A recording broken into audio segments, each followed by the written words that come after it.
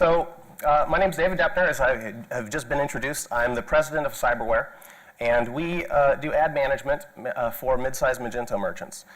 Previously, some of you may know me from ClearBags, where I was vice president of IT and e-commerce, and in that role, I have been working with Magento since 2008 and managed that organization through several major transitions, from a previous e-commerce platform to Magento 1, and then later on to Magento 2.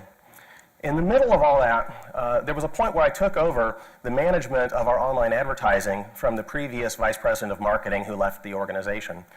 And it was a really interesting time to dig in and look at online advertising. And before that point, I really had a negative view of pay-per-click. It seemed to waste a lot of money, seemed to not get a lot of results, and it seemed like most of the people on the marketing sides of various organizations and at PPC agencies didn't really understand how to drive profit. So I got really interested in the question of how to maximize profit coming from pay-per-click. So today I'd like to talk about just a few things, but I'm mainly going to focus on the financial side of this. It's a huge topic, and we're just going to focus on the tip of the iceberg here. We're going to look at some things about, whether ROI is a useful metric, why you should never hit your budget, what you should have taken away from Econ 101 way back in high school or college that can really help you out here, and wrap up with just a little bit of discussion about the key performance indicators most businesses use and maybe what you should use instead. I have heard this a lot of times from a lot of e-commerce merchants. I used to get 25 times ROI on my ads. Now I'm only getting 5-time ROI. Is this even worth it? Is this even profitable anymore? And frequently people don't even know if it's profitable. On the flip side of that, your typical PPC agency is now giving messages like this: we guarantee you that you will get at least a 10 times ROI if you work with us. I think this is really sloppy thinking, and I'm going to go into why that is first. So the thing to understand is that when people say ROI, they really mean return on ad spend. This is just a simple ratio of your income divided by your ad expense. And so you get 10 times just means that I had 10 times the income compared to the amount that I spent on my ads. I want to point out that this isn't ROI. This is a ratio of two income statement accounts. It has nothing to do with return on investment at all. It misses a lot of information. So what is ROI? ROI, you think about it, obviously, we're here in New York, you think about stock market investments. I spend $100 on some stocks. Later on, maybe I get some dividend income, I get some capital gains, I sell that, and I end up with $200. That's not a 2 times ROI, that's a 100% return on top of the original investment. That's ROI. ROI relates your returns to an asset that you invested in. So which of these should you focus on in your pay-per-click? The thing is, these are both very different. They give you different information. So let's dive into a couple examples to sort of get at this a little bit further. So if we were to take an example like 5 times ROI, aka return on ad spend, or ROAS, that might look like this: a business that spends $100,000 a month on or brings in $100,000 a month in revenue, spends $20,000 a month in order to get that. So, at first glance, the way people present this, it almost seems like there's $80,000 in profit. But that's not true at all, because this leaves out all the other costs in the business. The actual ROI can't be figured out from this. The actual profit can't be figured out from this. So let's just, as an example, say that the business had another $40,000 of non-advertising costs, and we had $40,000 in net profit. Well, now we can at least say, we've got, $20,000 in expense, we got $40,000 in net profit. Is that a 200% ROI? Again, not really. We're dealing with income statement accounts here. If we were really going to get to the ROI of a pay-per-click account, we would have to look at that pay-per-click account as though it were an asset. And I'd like to propose that it really is an asset. In the same way that your Magento installation is intellectual property. It is a business asset. You have invested in building this thing that is generating income for you. Your pay-per-click account is as well. You've encoded all sorts of business rules in that pay-per-click account that basically turned it into an automated marketing system that's always making sales for you 24/7. If you were going to get at the ROI of that, you'd have to go through and you'd have to look at your original investment, your working capital tied up in that. You'd look at the profits coming off of that. And now you could start to work out an ROI. The thing I'll say, though, is that's not actually useful. That doesn't help you get to more profit. That's just recording what has happened in the past. And there's an old adage in business that I think is very relevant here. Would you rather have 10% of $100 or 5% of 1,000? The percent ROI is completely irrelevant. 10% is not more money than 5% of 1,000. $10 is a lot less than 50. We need to move beyond just thinking about things in terms of ROI. And ROAS really has absolutely no connection to profit. I've subtitled this slide as really more of a budgeting method. And the thing to think about here is that when people say, we're going to get you a 10 times ROI, what they're really saying is we're going to spend 10% of your revenue. This can become a little bit of an interesting chicken and egg thing. Are they spending that 10% to get the 100% of revenue, or are they really just spending up to 10% after they get the 100% of revenue? The thing is, profitable pay-per-click accounts are like a printing press printing money. They are constantly working, spitting out an endless stream of cash for you. And budgets and how we approach budgeting have a huge impact on ultimately how profitable they are, because as soon as you hit the budget, the printing presses stop.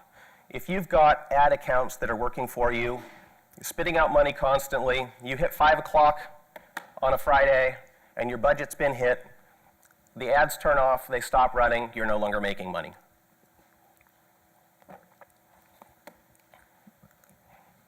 So the simple answer about budgets is that you should actually set them higher than they need to be.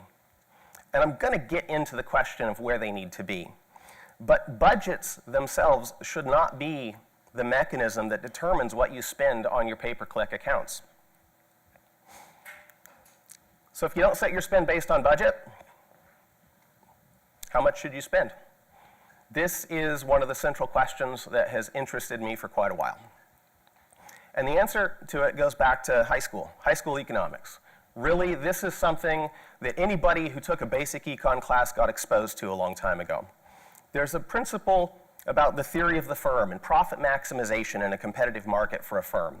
And you probably remember from high school, you had all these crazy slides and graphs, and nobody likes these. I like them. I'm kind of a closet econ geek. I love this stuff. But I recognize that most people hate these things and have really bad memories. So I want to try to build up to this concept with a very hands-on pay-per-click example instead of using abstract graphs. Pay-per-click advertising is always done in auction markets.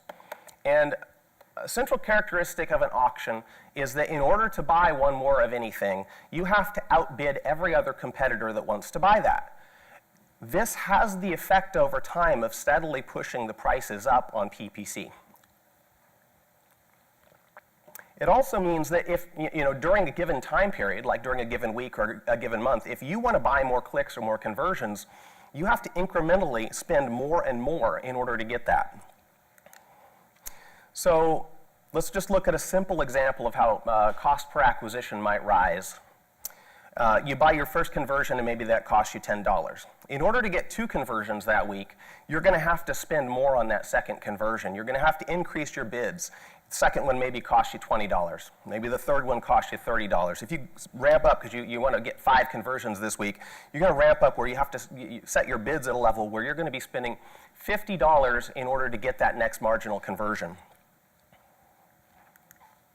Now, this really matters. Most of us think about cost per acquisition as an average, and the average of these 5 conversions is $30. If we're in a business where we know that we can spend up to $30 to get a customer, but we're actually spending $40 to get some customers and $50 to get some, we're actually losing money. But that's obscured by the fact that we're measuring this using an average cost per acquisition metric. A lot of businesses make this mistake.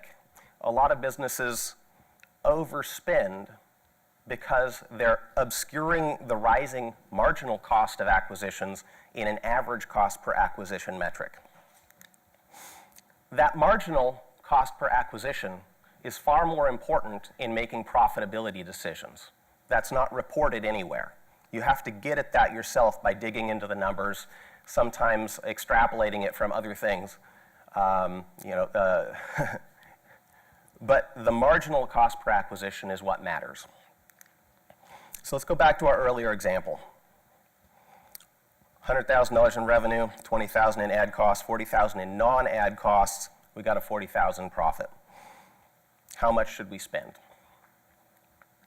It's easier to think about this in terms of individual conversions. So if we took those same figures and we just broke it down in this example, we'll just say there's a $100 average order value. So that would be a $20 cost per acquisition, average cost per acquisition. We've got $40 in non-ad costs, and we're pulling out $40 in profit. In order to look at the microeconomics going on here, we actually need to back out the ad costs. We need to look at what's the profit coming in from a conversion before our advertising expense. So in this example, I'm just going to take out the $20 ad cost and add that back into the profit. So before we spend any money on advertising, we're making $60 per conversion. So this graph has a lot going on. I'm going to take a minute here. I want to make sure it makes sense. So I've put a line across just showing where that $60 profit per conversion is before the ad cost, and then used the same bar graph I was using before to show how with each additional conversion, your cost per acquisition is rising. And so you can see when you're buying one conversion for $10, you are actually pulling in $50 in profit off that conversion. Your next conversion at $20 is pulling in $40 in profit. Once you get up to your fifth conversion, you've only got $10 in profit, but you're still making profit. You hit that sixth conversion, it's a wash.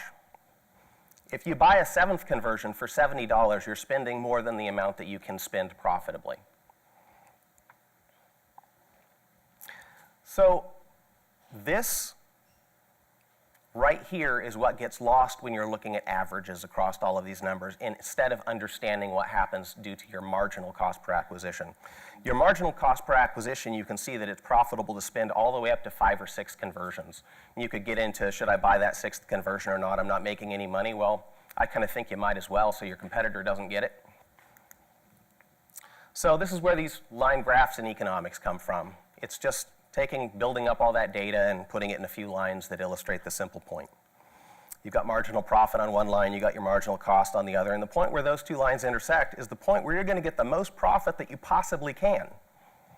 And you can actually model this very precisely with the data that's available in your pay-per-click accounts. That point where you're going to achieve maximum profit is basically the point where you want to set your bids. You set your bids not based on your budget, not based on any theoretical average cost per acquisition that you're trying to target. You set your bids to that point where you're going to increase your profit to the maximum possible point you can get out of your account. And notice at that point, if you set your bids to go higher and buy more conversions, you'd start losing a little bit of money at the margin. But also, if you spend less than that, you're not going to be making as much profit as you could have. So the term in economics is the opportunity cost. You missed out on that. I think this is kind of a profound idea that can be a little bit disconcerting to people, that one of the primary mechanisms by which you get profit in your accounts is to set your bids well. If you are setting your bids based on things like your target cost per acquisitions, that's a target average cost per acquisition in something like Google AdWords or target ROAS, or if you're just setting bids $3 here, $7 there and guessing, you're above or below this point. And I have seen many pay-per-click accounts for clients where just doing a financial analysis and setting the bids properly doubled the profit overnight. Just changing bids, no other changes. Please ignore your average cost per acquisition. CPA doesn't matter. marginal CPA matters a great deal. And remember, there's only two things you need to know to do this. You need to know the profit of your conversions before your ad costs, and you need to know your ad costs at the margin. So I've already talked about why ROAS is maybe not a good metric to use.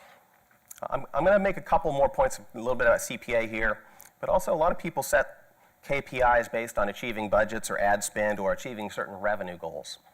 I just want to put the nail in the coffin on all of these. Remember that KPI means key performance indicator.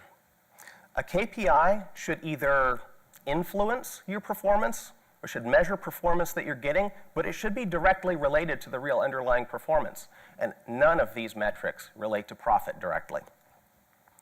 So a few of those crazy graphs just to illustrate a point.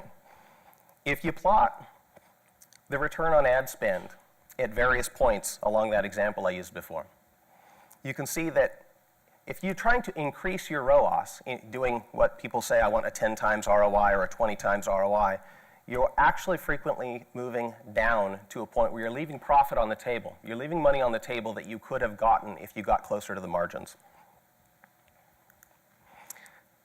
Cost per acquisition has no correlation with profit either. People who are trying to reduce their cost per acquisition to a certain arbitrary point are missing the mark. If you're already, if you were bidding at that point of maximum profitability and you try to drop your cost per acquisition to save money, you're going to move down from that point of maximum profitability and leave money on the table. Reducing ad spend, exactly the same issue as reducing cost per acquisition. It's not actually correlated with the point of maximum profitability. And increasing revenue beyond that point has the same problem. You just start increasing your costs faster than you're increasing your marginal revenue. It doesn't work. I want to start to wrap up here with this takeaway that profit is actually the best KPI to measure profit by. None of the other proxies that marketers and advertisers use in this industry are really adequate. They're not as good as understanding your business model, understanding how pay-per-click auctions work, and then doing everything you can to squeeze every last dime out of them. So this presentation really has been about boosting your bottom line in the context of pay-per-click. But boosting your bottom line, I realize we really just scratched the surface of this and didn't go into a lot of detail. There's a lot more behind the scenes if you're dealing with probability and statistics, dealing with more economic principles. But at least take away a few things from this. Ditch the KPIs that most people are using. ROI, ROAS, cost per acquisition, they don't help. Remove your budget constraints so you're not limiting the profit that you're able to get out of your accounts. And take the time to understand just the basic microeconomics of profit maximization and make sure that the people working on your pay-per-click accounts do as well. That allows you to bid at the point where profits are maximized, and that can have an immediate, dramatic increase on your profitability. But ultimately, your pay-per-click manager, whether it's an in-house employee or an outside agency, absolutely has to understand your business model. They have to understand your cost structure, or they actually can't make profitable decisions inside the PPC accounts. And there is frequently a disconnect between the financial side of businesses and the marketing side of businesses. Marketing sides generally focus just on that top-line growth. If they don't understand your costs, your marginal costs, your profit margins, all of those things that go into making these decisions, they actually are far less profitable than they could be. So I'd love to talk to anybody else. If you'd like to chat more, get in touch. I'm on email and Twitter, obviously. I've written a number of blog posts that are at cyberware.com/blog if you'd like to dive a little bit deeper into some of these ideas. And I'll be posting several more that relate to this talk over the next couple of weeks as well. We got some time? Okay. Yes, sir. So I love where you're going with this. I think the problem a lot of marketers have is that they don't have visibility like you were mentioning. So I guess my question to you is, what tools do you use to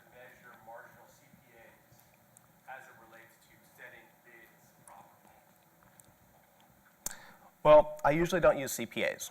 I use that as an example in my presentation because it's... I'm sorry, drop CPA. You're saying the marginal cost of acquisition, you want to know what it costs to get that last sale Yep, relative to the bid structure.